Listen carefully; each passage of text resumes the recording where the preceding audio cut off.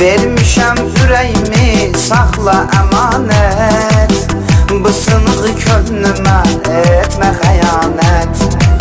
Göstər axıra qədər səbir dəyanət.